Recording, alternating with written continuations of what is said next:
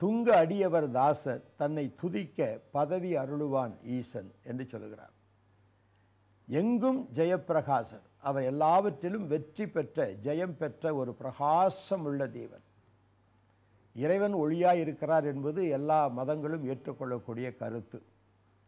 ஓம் பூர் புவஸ்வக் தத் சவிதூர் வரேணியம் பருகோ தேவஸ்ய தீமகி தியோயோன பிரசோதயாத் என்று காயத்ரி மந்திரத்தில் சொல்லும் பொழுது கூட எல்லா உலகங்களையும் அண்ட சராசரங்களையும் படைத்தவர் ஒளியாகவும் பேரொளியாகவும் இருக்கிறார் என்று தான் காணப்படுகிறதை தவிர எந்த உருவமும் அங்கே கற்பனை செய்யப்படவில்லை. எவர் நமது உள்ளத்தை தூண்டுகிறாரோ அவரை நாம் தியானம் செய்வோமாக என்பதே காயத்ரி மந்திரத்தின் பொருள். அங்கு கூட அவரை ஒரு பிரகாசமான ஒளி நிறைந்தவராக காட்டுகிறார்கள். அதைத்தான் கடுவழி சித்தர் சொல்லுகிறார், எங்கும் ஜெயப்பிரகாசர் அன்பர் இன்ப இதயத்தில் இருந்திடும் வாசி. தன் மீது அன்பு செலுத்தி தன்னை ஏற்றுக்கொள்ளுடைய உள்ளத்திலே அவர் வசிக்கிறாராம். துங்க அடியவர் தாசர் தன்னை துதிக்க பதவி அருளுவான் ஈசன். அவரை தொழுது கொள்கிறவர்களுக்கு தன்னுடைய பதவியை, தன்னோடு கூட இருக்கும் பதவியை அவர் தருகிறார் என்று சொல்லுகிறார். பாம்பாட்டி சித்தர் விசேஷித்தவர். ஒரு பாம்பை ஆட வைத்து கொண்டே அரிய கருத்துக்களை சொல்லுகிற எளிமையான சித்தர். ஏட்டுச் சுரைக்காய் கரிக்கு எங்கு எய்திடாதது போல எண் திசை திரிந்தும் கதி எய்தல் இல்லையே, நாட்டுக்கொரு கோயில் கட்டி நாளும் பூசித்தே நாதன் பாதம் காணார் என்று ஆடுபாம்பே என்று பாம்பாட்டி சித்தர் பாடுகிறார். ஒரு பாம்பை ஆட வைத்து கொண்டே சொல்கிற கருத்துக்கள் கவனிக்கத்தக்கது. ஒரு காகிதத்தில் சுரக்காய் என்று எழுதி அதை சமைக்க முடியாது. அதுதான் ஏட்டு சுரக்காய் கரிக்கு இங்கு எய்திடாதல் போல எண் திசை திரிந்தும் கதி எய்தல் இல்லையே. எல்லா திசைகளுக்கும் போகிறாங்க கடவுளை தேடி. ராமேஸ்வரத்துலேருந்து காசிக்கு போவாங்க, காசியில் இருக்கிறவங்க ராமேஸ்வரத்துக்கு வருவாங்க, சின்னமலையிலேருந்து வேளாங்கண்ணிக்கு போவாங்க, வேளாங்கண்ணியில் இருக்கிறவங்க சின்னமலைக்கு வருவாங்க. இப்படி அங்கேயும் எங்கும் அலைகிறார்கள். ஓடி ஓடி ஓடி ஓடி உட்கலந்த சோதியை நாடி நாடி நாடி நாடி நாட்கழிந்து போயின, தேடி தேடி தேடி தேடி தேடுகின்ற மாந்தர்கள் கோடி கோடி கோடி கோடி கோடி கோடி கோடியே என்று சிவவாக்கியர் என்ற பக்தன் பாடி வைத்திருக்கிறார். இங்கேயும் அங்கேயும் ஓடுகிறார்கள், தேடுகிறார்கள், நாடுகிறார்கள், ஆனால் காணவில்லை. அதை பாம்பாட்டி சித்தர் அருமையாக சொல்கிறார். நாட்டுக்கு ஒரு கோயில் கட்டி நாளும் பூசித்தே நாதன் பாதம் காணார் என்று ஆடுவாம்பே என்றார். நாட்டுக்கு ஒரு கோயில். ஒவ்வொரு கோயிலுக்கும் பார்த்தீங்கன்னா ஒவ்வொரு நாட்டிலையும் ஒவ்வொரு டிசைனில் இருக்கும். ஒரே மாதிரி எங்கேயும் கோயில் கட்டினதை நானும் பார்த்ததில்லை. ஒவ்வொருவரும் வித்தியாசமாக தங்களுடைய கோயிலை கட்டி சந்தோஷப்படுகிறார்கள். நாட்டுக்கு ஒரு கோயில் கட்டி நாளும் பூசித்து ஒவ்வொரு நாளும் பூஜை நடத்தினாலும் நாதன் பாதம் காணார், அந்த இறைவனுடைய பாதத்தை கூட அவர்களால் பார்க்க முடியலையே என்று சொல்லுகிறார். இன்னும் சொல்லுகிறார், நட்டு வைத்த தேவரும் நடாது வைத்த தேவரும் சுட்டு வைத்த தேவரும் சுடாது வைத்த தேவரும் இட்டு வைத்த இடத்தை விட்டு எழுந்திராத தேவரை வட்டமிட்டு மாந்தர்கள் வணங்குவது எங்கனே என்று கேட்கிறார்.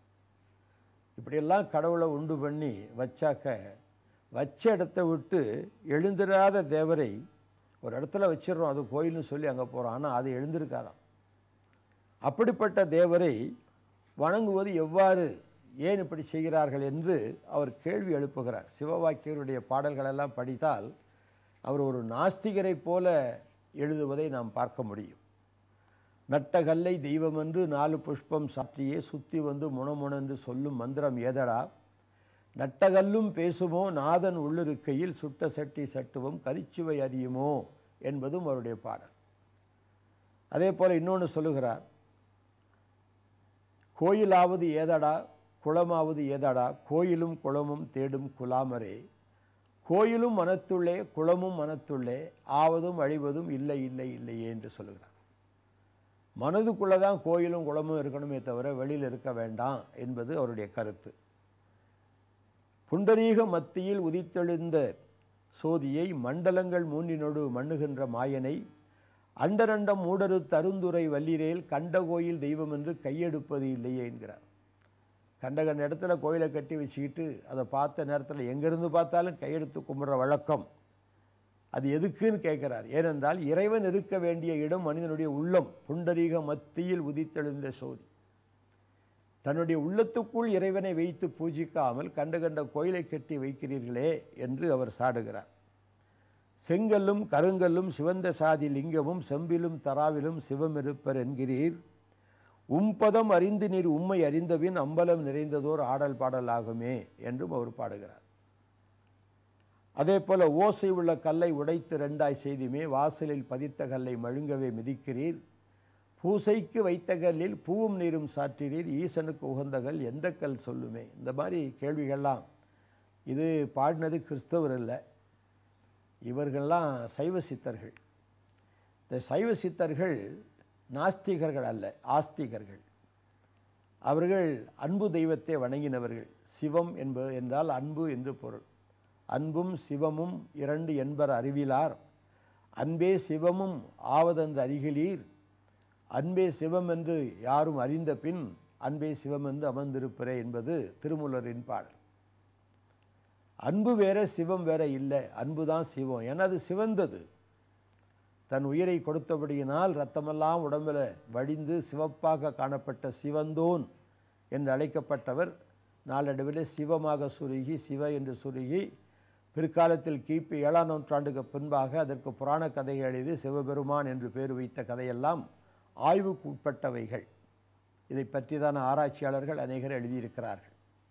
திரு மறைமலை அடிகள் அவர்களும் இப்படி இறைவனுடைய ரூபத்தை பற்பல விதமான கதைகளாக திருத்தமைக்கு வருத்தம் தெரிவித்து கண்டித்தும் எழுதியிருக்கிறார். கட்டையால் செய்தேவரும் கல்லினால் செய்தேவரும் மட்டையால் செய்தேவரும் மஞ்சளால் செய்தேவரும் சட்டையால் செய்தேவரும் சாணியால் செய்தேவரும் வெட்டவெளி தண்ணி மற்ற வேறு தெய்வம் இல்லையே என்றும் அவர் பாடுகிறார்.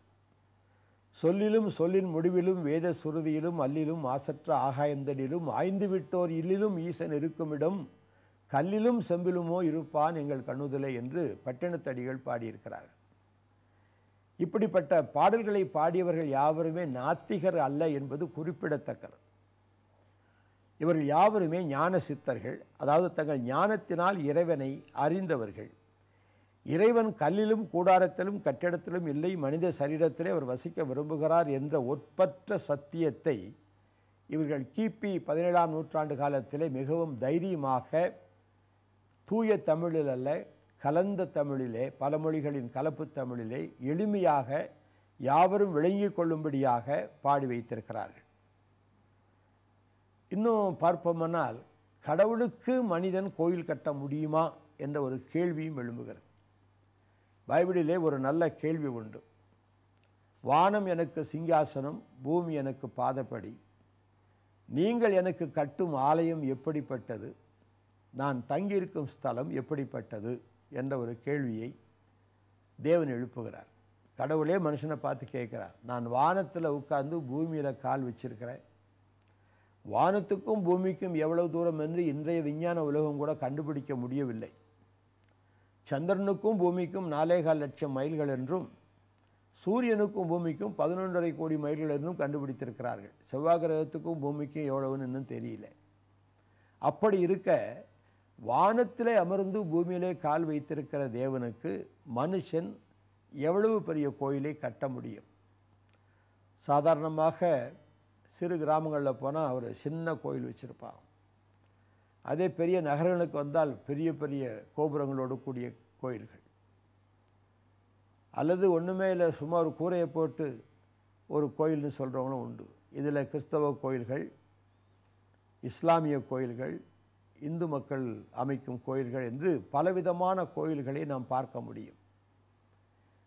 இவைகளை மனிதன் கட்ட காரணம் என்ன என்று சொன்னால், கோயில் என்பது மனித புத்திக்கு எட்டாத ஒன்று, அவனுடைய கற்பனைக்கும் அவனுடைய விளக்கத்துக்கும் வெகு தூரத்தில் உள்ளது.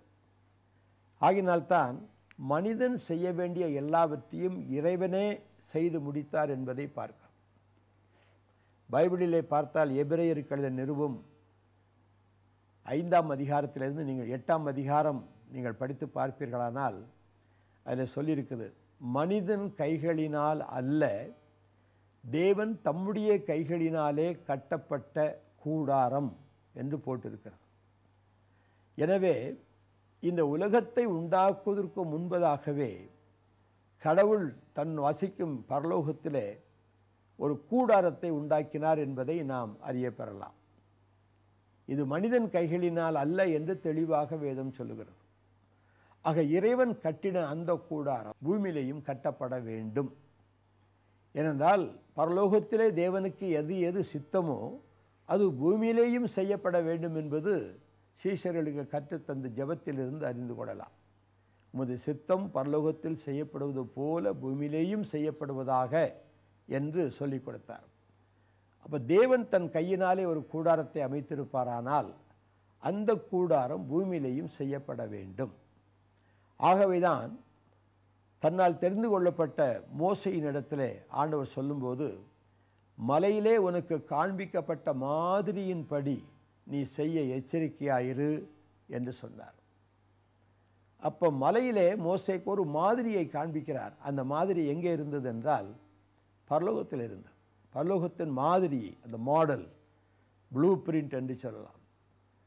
அதை சொல்லும்போது நீ இதன்படி செய்ய எச்சரிக்கையாயிரு என்று சொல்லுகிறார். மனிதனுடைய மூளை அறிவு அங்கே வரக்கூடாது. இறைவன் சொன்னதுபடி செய்ய வேண்டும். ஆகவே மோசையை தெரிந்து கொண்டு ஒரு கூடாரத்தை அமைக்க சொல்லுகிறார். இதில் மோசே எகிப்தின் சகல சாஸ்திரங்களையும் கற்று தேர்ந்து வாக்கிலும் செயலிலும் வல்லவனான ஒரு மனுஷன். அந்த எகிப்தின் ராஜாவாகிய பார்வோனுக்கு 2 பட்டணங்களை கட்டி கொடுத்த ஒரு பில்டிங் என்ஜினியர். அவற்று சொல்லற நான் காமிச்ச மாதிரியின்படி செய்யினார். ஆகினால்தான் கர்த்தர் சொன்ன ஒரு வார்த்தைக்காகிலும் மோசே மறுப்பு சொல்லாமல் அல்லது ஆண்டவருக்கு ஒரு ஆலோசனை சொல்லாமல் அவர் சொன்ன மாதிரியே கட்டி முடித்தார். அது கூடாரம். ஏனென்றால் அப்பொழுது இஸ்ரவேல் ஜனங்களுக்கு சொந்தமான ஒரு இடம் இல்லை, தங்கக்கூடிய ஒரு இடம் இல்லை. அவர்கள் கொஞ்ச நாள் ஒரு இடத்துல பாளையம் இறங்குவார்கள், 1 வருஷம் 2 வருஷம் அந்த இடத்துல வசிப்பார்கள், மறுபடியும் புறப்படுவார்கள். ஏனால் அவர்கள் 40 ஆண்டுகள் பயணப்பட்டு தேவன் வாக்களித்த கானான் தேசத்துக்கு வர வேண்டியிருந்தது. அப்பப்போ காலி பண்ணும்போதெல்லாம் கூடாரத்தை சுருட்டிட்டு அவர்கள் போய் மற்றொரு இடத்துல அதை ஸ்தாபிப்பார்கள். அப்போ கூடாரம் ஆரம்பத்தில் தேவையாக இருந்தது. இஸ்ரவேலருக்கு என்று ஒரு தனி ராஜ்யத்தை தேவன் தாவீது மூலமாக ஏற்படுத்தின பொழுது நிரந்தரமாக தங்கக்கூடிய இடத்திலே அவர்கள் அசையாத கோயில் ஒன்றை கட்ட ஆரம்பித்தார்கள். நிலை பெயர்க்க முடியாத ஒரு கோயில். அதுதான் சாலமோன் ராஜா காலத்தில் கட்டப்பட்ட ஒரு அருமையான கோயில். இந்த கோயிலுடைய அமைப்பை நீங்கள் பைபிளிலே பார்த்தீர்களானால் ரொம்ப ஆச்சரியமாக இருக்கும். இது சாலமோன் செய்த அந்த கோயில் எந்த அளவிலே கட்டப்பட்டது, என்னென்ன அங்கே செய்யப்பட்டது என்பதையெல்லாம் நீங்கள் பைபிளிலே தெளிவாக பார்க்க முடியும். 1 ராஜாக்களின் புத்தகம் 6ஆம் அதிகாரம் 7ஆம் அதிகாரத்தை நீங்கள் வாசித்து பார்ப்பீர்களானால் இது உங்களுக்கு விளங்கும். அதில் சொல்லுகிறார் பாருங்கள், பார்வைக்கு குறுகி போகிற ஒழுக்கமான ஜன்னல்களை ஆலயத்திற்கு செய்ய வேண்டுமாம். அவன் தேவாலயத்தின் சுவரும் சந்நிதி ஸ்தான சுவரும் ஆகிய ஆலயத்தின் சுவர்களுக்கு அடுத்ததாய் சுற்றுக்கட்டுகளை கட்டி அவைகளை அறைகளை சுற்றிலும் உண்டாக்கினான். ஆலயம் கட்டப்படுகையில் அது பணி தீர்ந்து கொண்டு வரப்பட்ட கற்களாலே கட்டப்பட்டது.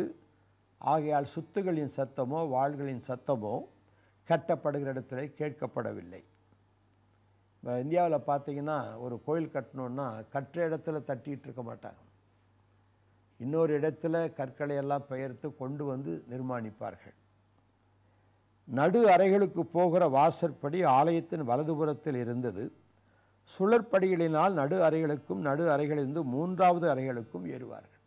சாதாரணமாக இந்து கோயில்களை நீங்கள் பாருங்கள், அவருடைய அமைப்பை பாருங்கள். இந்த சாலமோன் கட்டின தேவாலயத்தின் கோபுரங்களுக்கும் மாடங்களுக்கும் தூண்களுக்கும் இங்கே இந்தியாவில் காணப்படுகிற இந்த கோயில்களுக்கும் எந்த விதமான வித்தியாசமும் அதிகமாக இருக்காது.